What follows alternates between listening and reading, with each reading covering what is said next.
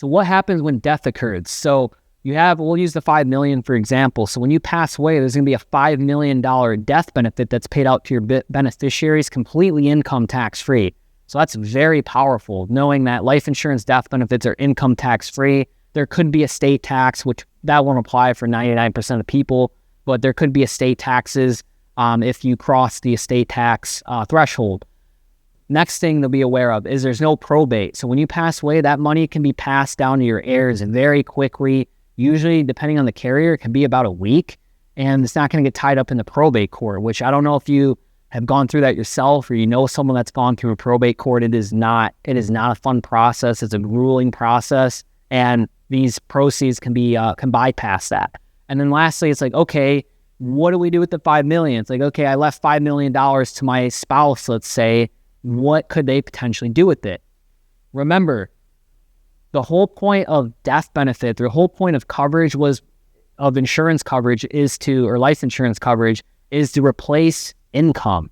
So if we're looking at it from that lens, it's like, okay, I received this death benefit of $5 million that replaced my husband's or wife's income. What the heck do I do with it now? So what you could do is you could take the $5 million, you could put it into annuities, and I put annuities there because generally speaking, there's a limit to how much money you can put into an annuity per insurance carrier. So putting $5 million in one shot is most likely not going to happen, as you might have to use multiple annuities. But if you across the board put $5 million into annuities, that might guarantee you anywhere from $250,000 to $300,000 of income. So what did that successfully do? Is you successfully replaced your spouse's income by using the death benefit. And the important part to notate with annuities is that's guaranteed for the rest of your life.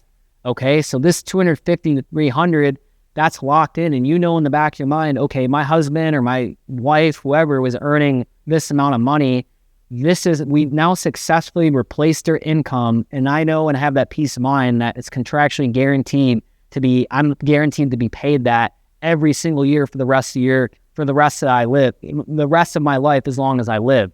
So annuity income or annuity payments are guaranteed for life, and most importantly, there's no market risk involved with an annuity, okay? So why is this real protection? Is because the income can't be outlived. So you're going to be receiving, depending on the payout factor, $250,000 or maybe it's $300,000 every single year for the rest of your life. And it could be higher too. Keep that in mind. And we solved the issue of successfully replacing the economic value or the income of the spouse or the breadwinner in the family. So why this is real protection? So number one is the income can't be outlived, like we talked about. And remember, the issue at hand here and the goal is we're trying to replace the spouse's income. That's the main objective here.